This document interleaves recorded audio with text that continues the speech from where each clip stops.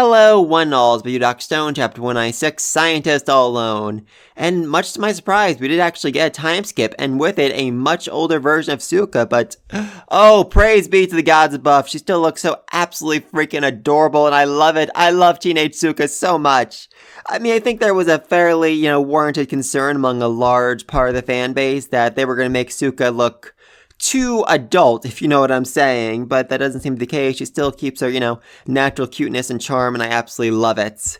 I am still a little bit worried because, outfit makes the girl. I mean, we first met Kohaku, way back when. Her outfit seemed wholesome enough, but then when she started fighting, we all realized very, very quickly that Boichi really loved drawing her legs. And, Stuka is also a speed, mobility, agility-based character, so her battle style, her movement style is going to involve, a lot of movement, just like Kohaku, and I really don't want to see her in a dress similar to Kohaku, because that would be way too much like for her. I mean, I'm assuming when she gets back to Corn City, Yuzu's gonna make her a whole new outfit, so I'm just really curious what that's gonna be. I mean, I could see her, something similar to what she's wearing right now, the cloak around her, and maybe some slightly longer shorts than she's currently wearing. I mean, like I said, Kohaku dress would just be way too much leg for a character we've all known as an 11-year-old girl for basically the entirety of the series. And of freaking course, I'm already starting to see people online who are shipping her with Senku. Yeah, so, I'm planning on murdering all those people in their sleep. Yay! I mean, don't get me wrong, Suika is arguably an adult. I mean, she survived 5 freaking years alone in the Amazon. By any stretch of the imagination, that makes her an adult. She's fully capable of dating whoever she wants. And Suika has always been a fairly good judge of character, so I don't feel like she'd be with the wrong person. Plus, Big Sis Kohaku's there to keep away anyone who isn't worthy of Suika. I just really don't want her to end up with anyone, who knew her as a child. That would just be so overwhelmingly creepy on so many levels. I mean, I can already imagine Jinro making comments about how she grew up so cute, maybe even flirting with her before he realizes that it's Suika, and just, oh god, I really want to hit Jinro already. I know he hasn't said it yet, but I can imagine him saying it, and that alone makes me want to hit him. So yeah, if she does end up dating someone down the road, it just has to be someone new, or someone who didn't know her as a child. I mean, right now, the best possible candidate I can think of would be Joel. I know that sounds just really weird and really messed up for a whole bunch of reasons, but I just feel like her adorableness and him blushing whenever he talks to a girl would make them just a really cute couple.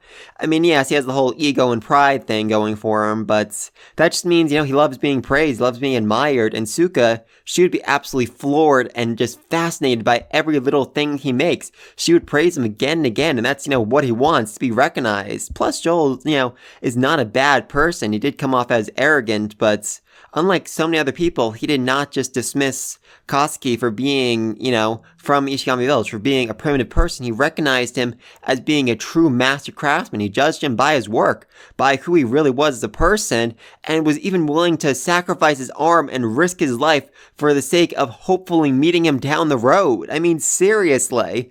Joel is a fairly decent human being, and I feel like he's worthy of Suika. I mean, no one is really worthy of Suika, but among all the possible candidates, he's really, high up there.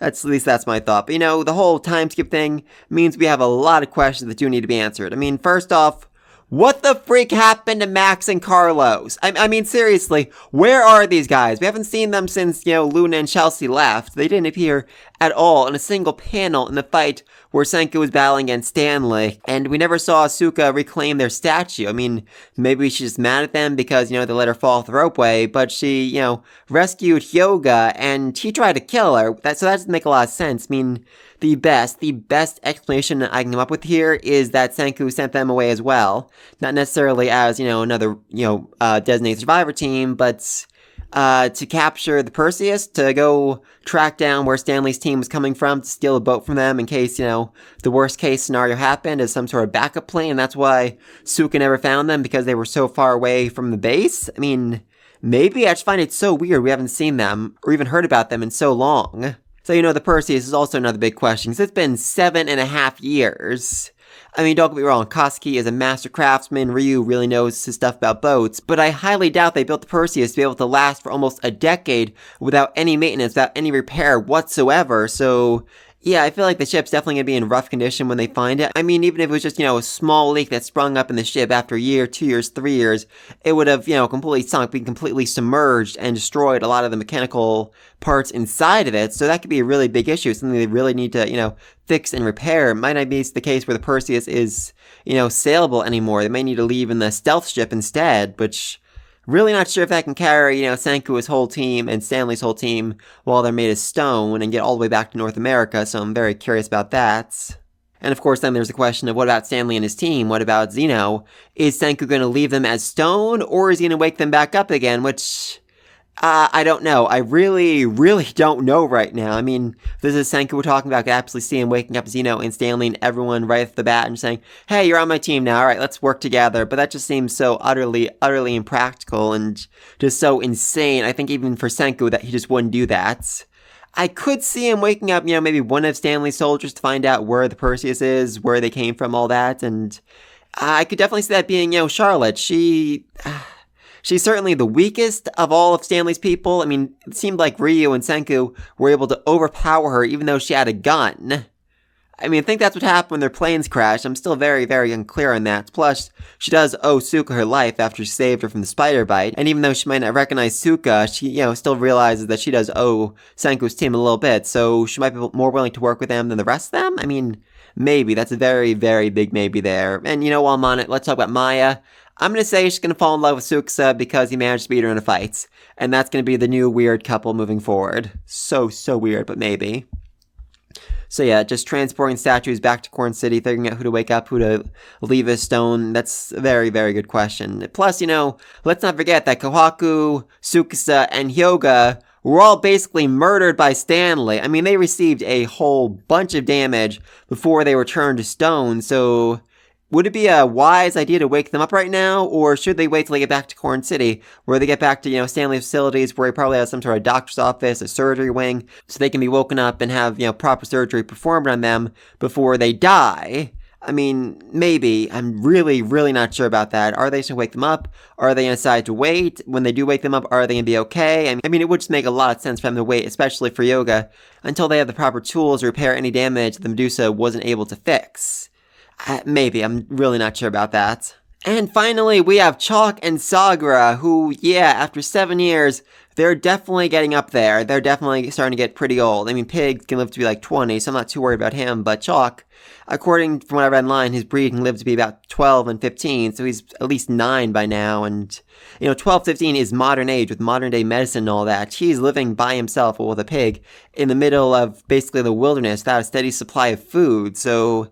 Yeah, that could definitely be very, very bad for him, and any number of things could basically, be slowing him down, weakening him, making it so he won't last very long. I mean, when they were first petrified a number of chapters ago, I said this is going to be like the Odyssey, and that really feels like it might be the case now. I mean, in the Odyssey, Odysseus, after 10 years lost at sea, finally returns home, and no one recognizes him except for his dog, who upon greeting him immediately falls down and dies.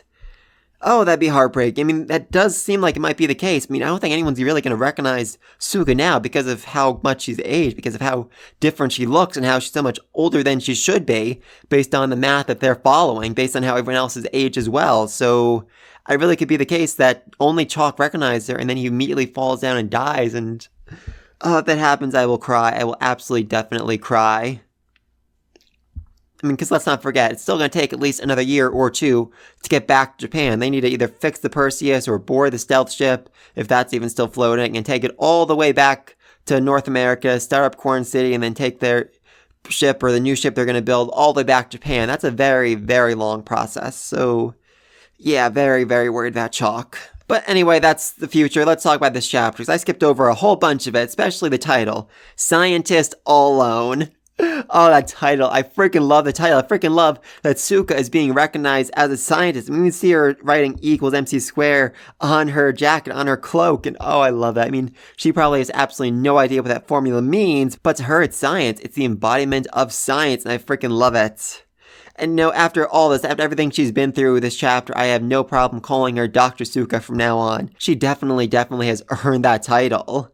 And she begins this chapter by trying to read the recipe for valve fluid, and Oh, I love it. Just they flash back to school, her learning to read back then. I'm really wondering if, the whole point of school, the whole point of the Science Academy they had set up back then was for this exact moment, because at that point the author knew that there would come a point down the road where he was going to petrify everyone else except for Suika, and she needed to read the instructions to figure out how to wake everyone up. Given this series, I would not be surprised. I would not be surprised by it. Unfortunately, even though she studied really, really hard at the Science Academy and is able to read now, it doesn't necessarily mean she'll understand the words here. I mean, I barely understand the words here. Okay, admittedly, I don't understand the words here. I'm not entirely sure what the Ostwald process is or the electrical arc method. I mean, I did my best Googling it, but my understanding is still pretty not great. And if I was tasked with actually doing this myself, I would die. I would definitely die. And probably kill a whole bunch of other people as well, just by accident. But anyway, she tries the first two methods, because number 3 is really gross and will take a really, really long time. Anyway, number 1, the Ostwald process. I'm actually a little confused about that. I'm pretty sure that requires platinum. I mean, does she have the platinum? Is the platinum still, around? Does Senku have it in his pocket or something? And, they just didn't mention it here? I'm not sure about that. I mean, I think that's what she's trying to do with a sulfuric acid here, though it does not go well for her because she isn't able to make, tight sealed pipes, and they just spring a leak and explode, so that doesn't work all that well.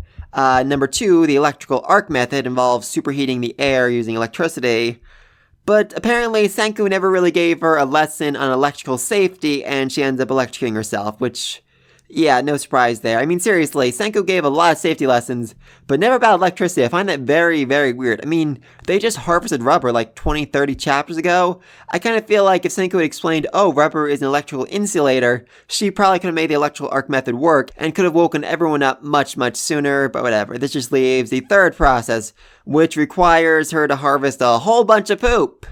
Oh boy, oh boy. I mean, seriously, that look on her face is... Oh, that's priceless. That's so priceless. Though I think there is a bit of a mistake here. I mean, I'm pretty sure this is a Capabiara? I can't actually pronounce the name, but I'm fairly certain that his stool is supposed to be more pellet shaped than the shape we get here, which just overwhelmingly unpleasant. And unfortunately for Suika, it's nowhere near enough poop, and then she imagines using her own, but no. That is just way, way too gross, and...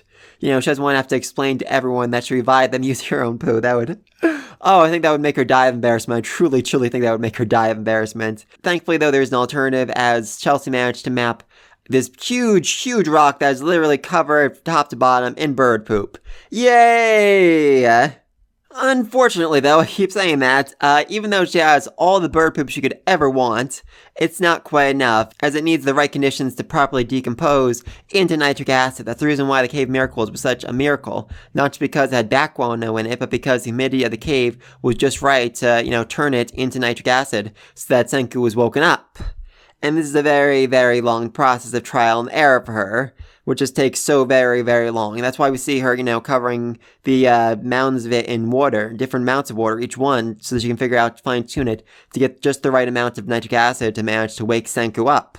And of course, there's a whole bunch of other trial and error there. We also see her trying to make clay pots by herself, which, yeah, that's not easy. Let's not forget, when Senku and Taiju were first trying it way, way back when, a lot of their, early efforts were just utterly misshapen or would explode as soon as they tried to heat them up. So, yeah, that was a very long process for them, too. And I just freaking love that we actually get to see Suika's own road map. I mean, the water, the shells, the straw, the poop, all merged together to form nitric acid. I'm not exactly sure how she made sake, although I guess I can just made using, like rice. I mean, does she have rice, or a substitute for that? I mean, it's probably something that was so common in the village, she didn't really need to explain how to make it on her own map. She's like, yeah, I know how to make sake. That's easy. And then she just used heat to purify it, to refine it into pure alcohol, mix that with nitric acid, and the sulfuric, a super deadly, ultimate poisonous gas, and you get revival fluid. Yay! Unfortunately, though, this took a very, very, very long time and a whole bunch of trial and error, but that's what made her a scientist. That's what made her Dr.Suika. But anyway, then we flash over Senku, who's been counting for 236,109,750 seconds. Wow, that's a long time. About 7.5 years. Though there's something I really do need to clarify because I'm seeing so much confusion about this online. Suika wasn't in the Amazon for 7.5 years by herself. Let's not forget she was also turned to stone for quite a while. I'm going to say at least 1 to 2.5 years. So let's say she was in the Amazon by herself for a good 5 years. She's 5 years older, so that puts her around 16, 17 years old at this point. And then, she pours valve fluid on him. It works. It finally works. And the first thing Senku sees is the rope and the melange. He knows this is Suika looking over him. He knows it's her. But then, as his vision starts to expand, he sees more of her, and it's such an unfamiliar woman. It's someone he doesn't know, but quickly realizes who it is. He realizes it's Suika, and she is so worried. She is so worried. She says, "He might not even recognize me anymore," but he does. He recognizes her, and he says what she's wanting to hear for all these years. "You sure made yourself useful, Suika." Oh, God. Oh, God, that is so heartwarming. I freaking love it. I mean, that's what he said to her right before she chose to petrify herself, right before she chose to be the savior of all of humanity. "Suika, you want to be helpful, don't you?" And she was. She was helpful to Senku. She was helpful to the Kingdom of Science. She's helpful to the world. She saved the entire friggin' world by surviving by herself and remaking valve fluid basically from scratch. Just applause, Suika. I am so proud of you. I am so proud of you right now. Oh, I love her. I freaking love her so much. And I've got Senku's line. "It's only been 7 years, huh? You worked quick." Oh, God. I mean, like I said, it's probably been more like 5 years for her. But yeah, that's pretty quick for someone with almost no knowledge of science to do things all by herself. I mean, like I said, there was a whole lot of trial and error and failures again and again and again. I mean, we saw, the result of her first trials, which... yeah, did not look great. I mean, she got a whole bunch of smashed pots. There's a scale there. Her first version of a kiln, which basically fell apart. Very, very poorly done. But, as she improved, it got better. And later on, we actually see a much more finished kiln in the background of this one shot. And I'm really, really, really hoping that, in next chapter, she tells Senku everything she did, how she made the process work, and shows him everything she managed to build by herself in those 5 years. I really, really want to see that. I mean, I said in my last review, I really didn't want to time because I wanted to see this whole process. I want to see her trial and error again and again, but... I'm happy. I'm so happy with what we got, and I just do want her to explain to Senku. I do want her to show him what she did, what she managed to accomplish on her own, and for him to praise her more, for him to just be amazed at what she did. And, next time they have to make some sort of scientific invention, next time they have to make something new, I want her to, intervene. I want her to have an opinion, be able to voice her own thoughts, and have everyone listen to her because they recognize her as being an official doctor now. Oh, I really, really want that. And, next chapter, hopefully we also get her waking up almost everyone else. I mean, like I said, Kohaku, Sukusa, Hyoga, I'm almost hoping they wait till they get back to, Corn City so that they can, wake them up in better settings and make sure they don't immediately die as soon as they're woken up. Or, maybe make a new Medusa so that things aren't great, so they are still, damaged after the process. They can petrify them again, then wake them up down the road when they have, full surgery suite, full medical doctors, all that. I mean, maybe. I'm really not sure about that. But, just the people that just wake up, Katsuki, Chrome, Jinro, all of them, the ones who aren't in life-threatening danger. I'm just very interested in seeing, how they respond to seeing, grown-up Suka. I mean, like I said, I'm fairly certain Jinro is going to try and flirt with her, and oh, I already want to hit him. I already want him so very, very badly. But I just want to see them all praising her, acknowledging what she's done by herself on her own. And, oh, God, I cannot wait for next chapter. I really, truly cannot wait for next chapter. But yeah, let me know else down below. What do you think is going to happen next? Do you think they're going to wake up everyone else? Do you think Kawaku, Sukusa, Yoga are going to be, capable of being woken up? Or are they going to wait? What about Zeno and Stanley? I mean, I really don't know. I really, really don't know. I mean, maybe, he could wake up Zeno and say, "Okay, Zeno, I'm going to leave you here in South America with the soldiers. You go start up Corn City again. And, if you manage to do it, once you manage to get all up and running, I will give you back Stanley. You'll have your friend back. Huzzah." I mean, that does not seem like the kind of thing Senku would do, but it feels like the only real way to get Zeno to cooperate right now. I'm not sure about that. Then, back to Corn City. I mean, there are a whole bunch of soldiers there as well. Are they going to wake them up? I mean, at the very least, I feel like Brody can be trusted to start wanting to get things back on track. But, I mean, I'm not sure. I mean, I guess if they take away everyone's guns, then, Sukusa is still the #1 high school primate. I mean, he beat Maya, who was a MMA fighter or something, easily. So I feel like without weapons, he would, be able to crush everyone very easily and maybe convince them to, go along with his plans to work for him, to work under him, essentially.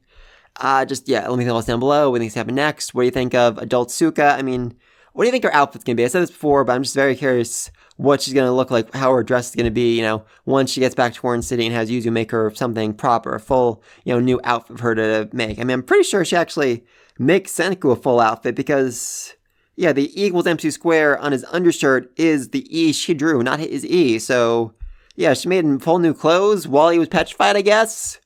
So very, very curious about that because, I mean, she's still wearing, essentially rags more or less. I mean, her clothes are torn to shreds, but she made sure Senku's clothes are basically brand spanking new before waking him up. That's interesting. Very, very interesting. Let me hold down below, though. Be sure to like this video. And until then, peace!